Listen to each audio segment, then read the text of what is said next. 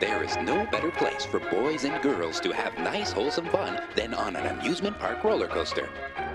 Bring your friends. Have a wonderful time. And be sure not to eat too much cotton candy and lollipops beforehand. Just kidding, Billy. These magical mechanical cars are bound to the kinetic energy of physics.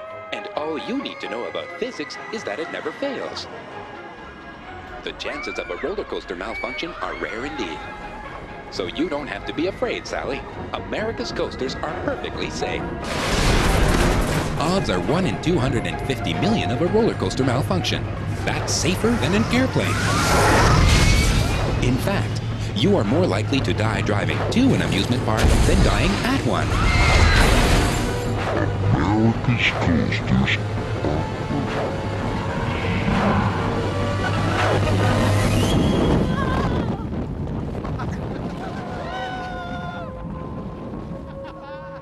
The challenging thing was to find what the best kills were. Places that were interesting for people to die in, places that were completely crazy for them to be in. But you know, when you think about modern life, there are so many traps out there, you know, you can pick almost anything, really.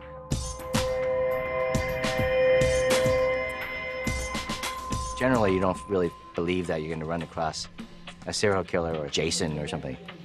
But in this case, I think every audience member can run across every one of these situations in their daily living, whether they go on a roller coaster or a tanning bed or go into a home improvement store. When you go in there, if you see the movie, you remember what happens. You know, you can live that chill again just by thinking, oh, what if this happens? And, you know, there's all these what ifs that allow death to take its course.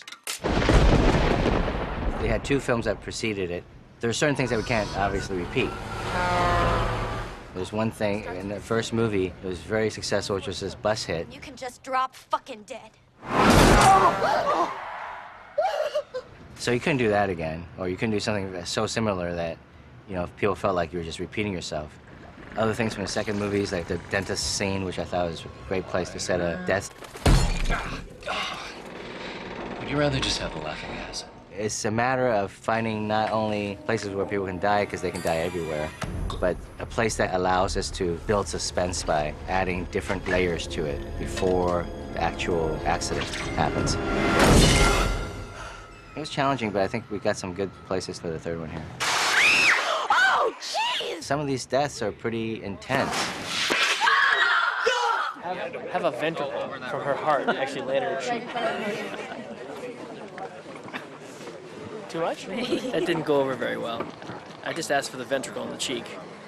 You're a gorehound, man. I'm a gorehound. Oh, yeah, you're asking the wrong guy. Okay. The hardest thing about doing Final Destination 3 or any kind of a third sequel in a franchise is just to make it not suck. Everybody has expectations after a certain point, and I think we're very aware of that, especially with the genre audience, who are both loyal but also have oftentimes been betrayed by filmmakers who just sort of toss it out hoping that they'll make a quick buck. We brought back Jim and Glenn in an effort to build on the success of 1 and 2 and not rely on it. To really combine the best of the both to make the third one the best of all. It's similar to the other 2 because, you know, Death has planned, there's an accident, kids escape, and then he comes back to get them. It's different because the main character has taken some photographs that are sort of premonitions too, so she can be a little bit more proactive. What we've done that's a little bit different is make an effort to really involve the audience in the sort of procedural elements of the storyline, in the investigative properties of the storyline. There's new technology all over the place in terms of picture taking. There's all these digital cameras, your phone is a camera, and in the opening sequence, the lead character, Wendy, she's taking pictures of this grad night that the kids are all in. She realizes, as days go by, that in the pictures themselves are clues as to how death is about to take care of the people who have survived. These it? And because the audience can see them too, part of the fun now is that when we go into a new sequence, the audience is armed with a bunch of clues. Like, is that it? Or maybe that's going to be it. So they can really look at and engage in the movie in a way that the other 2 really have never been able to do before. The other thing that we thought would be fun is that in both the first and second movie, all the characters are known. You know who came off the plane in the first one.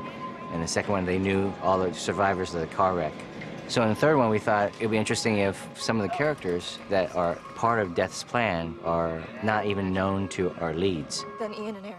Yeah, and there's a couple kids behind them, but I can't make them out because this guy's arms are in the way. Can you? They have to try to find out who they were, and at the same time, not even know if they died already, so that their demise is coming sooner than they thought. Are there any more pictures from the roller coaster? Okay. Very good. Try again, please. I really believe that we have a strong cast, characters that stand out, and characters that people like. I am Mary Elizabeth Winstead, and I play Wendy Christensen. I am Ryan Merriman, and I'm playing the character of Kevin Fisher. I am Chris Lemke, and I play Ian. My name is Alex Johnson. I play Aaron. Hi, I'm Shalane Simmons, and I play Ashley. And I'm Crystal Lowe, and I play Ashlyn. I play Frankie Cheeks. Bit of a sleaze bag. Hey, I'm Texas Battle, how you doing? And I'm playing Luis Romero on the lovely set of Final Destination 3. If you like these kids, and I think you will, then you care more about them when they're going through their pain and grief and suffering. It's fun to be scared for the character. At the beginning of the film, Wendy is sort of your typical teenager in high school. She's about to graduate, just excited about what life has in store for her. I start off kind of the happy-go-lucky guy. I got the girl, I got a good career in sports, and I know what I want to do. Like, you know, it's always good when you have a direction. Yeah, nobody's dead. Happy-go-lucky. Nobody's dead. My girlfriend's still alive. I'm gonna ask her to marry me. Life is easy. Ian is a character who stands out a little bit from the crowd. And like many intuitive people, I think his intellect and his intuition has kind of put him in the realm of maybe being a bit of an outcast or a bit of a freak. We're kind of like the dark, outcast kids in the movie. We both paint our nails black. Ian's really smart, and I think that Aaron really looks up to him a lot. My life really revolves around women and taping them on my video camera, as I am would like to be a filmmaker in the adult industry as I get older. Man, you two are smoking hot. So right now I'm just focusing on young high school girls. My character's the type of person in high school that you probably hated. She seems self-centered, but I think inside she's very sweet. My character, I think, is very funny. She's just not the brightest crayon in the box, and that's okay with her. I don't think she needs to be. She just wants to be the pretty girl next door that becomes homecoming queen and maybe gets married and has kids, and we could live next door to each other and have twins. Yeah. Luis Romero don't give a damn about no one but himself. Give me some, man. Do I know you? No. I want to go to practice, I want money, I want to graduate, and I want the fancy things in life. That's it. Period. Point blank. Short and sweet. And she goes to this graduation party with all the seniors at this amusement park, gets on this ride. She has this really vivid premonition that everyone's gonna die on the ride, it's gonna crash. The hydraulics will rupture! The tracks will collapse! The cars are gonna go flying off. Things start happening all weird and crazy and shifting, and my cart falls and breaks, and then I die. But I cheat death the first time. You see? And I'm kind of happy about that, because if you see in the past scary movies, see, the black man don't live too long. But see, in this movie, the black man gonna live for a little while. Like all the other Final Destination movies, the lead character somehow avoids her death and drags a whole bunch of us with her. Tracks are broken! Stop! The friends who also got off the ride with her start dying off in these mysterious, strange ways. And she sort of starts piecing clues together and feels like there's something more going on than just coincidences. My character kind of looks at the logical part of this, which there really isn't a lot of. He ends up researching what happened. 6 years ago, this kid had a vision just like you did. He freaked out, and 7 people got off the plane. 7 people got off our ride. And then she starts figuring things out on her own because of kind of what I started. And Wendy and Kevin explained to us how we have to take care in every little thing we do, because everything can potentially kill us. Now, obviously, I don't know if you can see what I'm surrounded by here, probably. Well, there's a buzzsaw. This is not exactly the safest environment that you'd want to be in, with knowing that death is stalking you. Death is following us? What? I thought I escaped it the first time, but it's still trying to get me? So during the whole movie, I'm not believing it. I don't care about what death is trying to do. It's still about Luis, okay? Forget death. I don't think we want to deal with any serious issue at this point in our life. Our biggest issue is our boyfriends and how our hair looks. Death is definite, but I guess when it happens or how it happens is very changeable. Fan!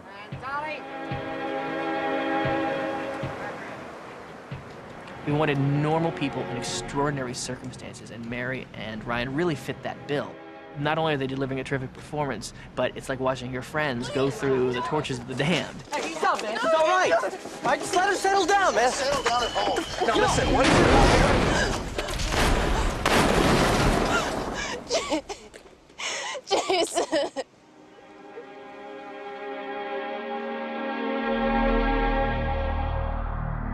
New Line said, we're doing Final Destination 3. It's a roller coaster. I go, okay. It really allowed us the opportunity to put our characters in a place where they can't escape. It wasn't until I got into the roller coaster and they strap you down in the shoulder harness, so it locks down like any safety device would. And when the claustrophobia hit me of realizing that I was about to spend a day locked down in this harness, I had a complete panic attack. You know, the worst part isn't the roller coaster. It's these things. It's being trapped inside of a small box.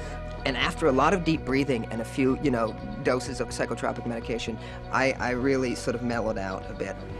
The problem is, to our knowledge, it hasn't been done before. There was no one to go to say, how did you do that in that movie?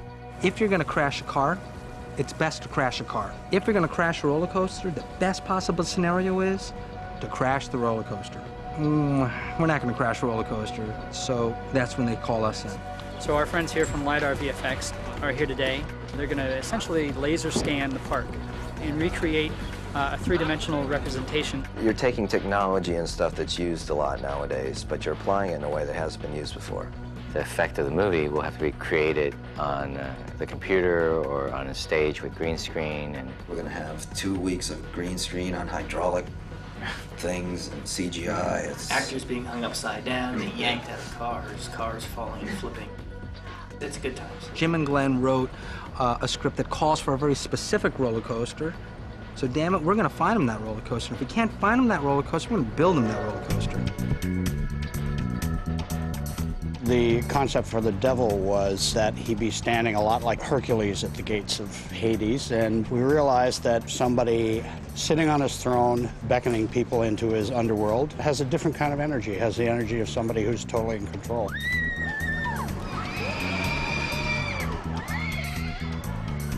What we were looking for was something to extend the personality of the devil, make a more gothic, intimidating kind of an atmosphere. So we did this incredible set piece made up of skeletons, a little bit of artificial fire, and it was huge. It was a huge set that literally appeared overnight.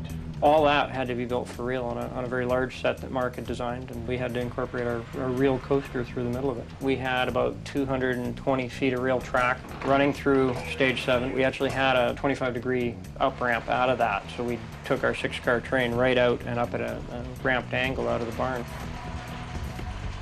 The script describes a very long 250-foot climb. Our roller coaster at the Peony peaks out at, I think, 65 feet. Our virtual roller coaster is 189 feet. That's really tall. I think our biggest challenge on this movie is the roller coaster sequence, and one of Jim's main concerns for the movie and one of my goals when I read the script was to not have the roller coaster sequence look like virtually every other roller coaster sequence you've ever seen on film. Thanks to all the new wireless technology that's available to us, we could put remote-controlled heads, which let us operate the camera. So it's like somebody's actually in the car with them, looking around, and it becomes much more subjective. Flip back and forth between the two, like when you're going through a loop. I think it's going to really put the viewer much more in the roller coaster seat than anything we've seen before. Do the pan-off step only after the corkscrew, okay? One of the things we had to figure out in the testing stage when we were on the roller coaster was where we could actually put cameras, because the clearance, as it turned out, on those cars is actually pretty narrow when it's running through the superstructure of the roller coaster. My grips got on there with a bunch of high-density foam and basically stuck wings up and out the side of the roller coaster at various points of it where we thought we would want to put camera mounts, and then sent the roller coaster around. You know, they started out about this long, and then they'd hit something and they'd break off. Eventually they got shorter and shorter and shorter until pieces stopped breaking off, and then that's when we knew that we could stick our camera out this far on this side and this far on this side. It probably saved smashing a lot of cameras, all that work. I really wasn't too worried about riding the real roller coaster because I hadn't been on a roller coaster in a long time. I sort of had that childhood excitement of just going on a roller coaster again. I'm a thrill junkie. I love roller coasters. That was awesome. You didn't die, though. I didn't die. It's fun. We will be going again, by the way. The novelty wore off after, like, you know, the third round. You're like, okay, it's hard to be happy and still do this over and over again. You got about 10 rides where it's still fun. The next 10, it's dizzying.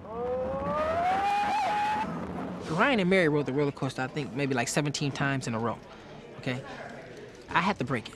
17 times? It was still cool. It was it got challenging. You know, you get a little woozy. It's kind of like having a hangover. Me and Sammy, we set the record yesterday going 21 times on this damn thing, right? Yeah. So I'm really not looking forward to going on it again. So I think in total, we probably rode it maybe close to 60 times in the course of 3 nights. Whew! I'd never get on a roller coaster again.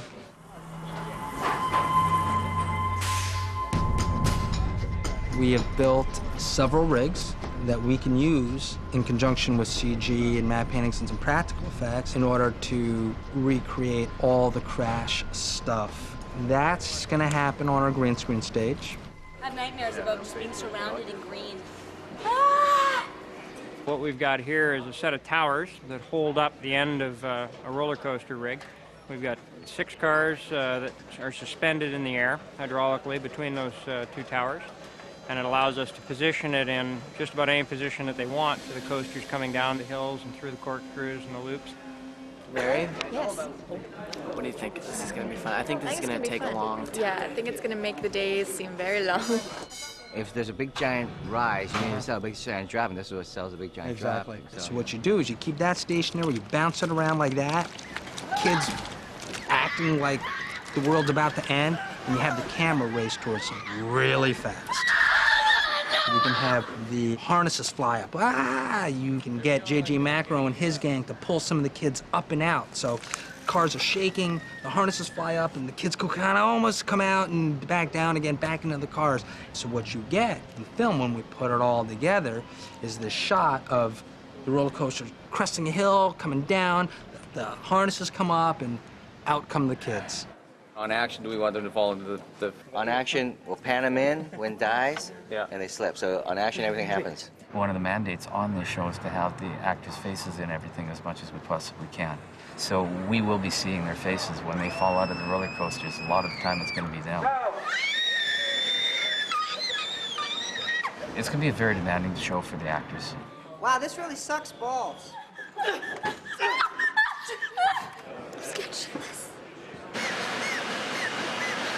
I don't want to be in this place, Daddy. It's very exciting. Gina's going to be falling for the first time. I'm scared. And falling hard. Into the ground! I felt like all the blood was going to my head. Especially when you're screaming, right? Yeah. Somebody's very angry with my testicles. That's what I know for sure. Abusement park. I'll abuse Jim right now.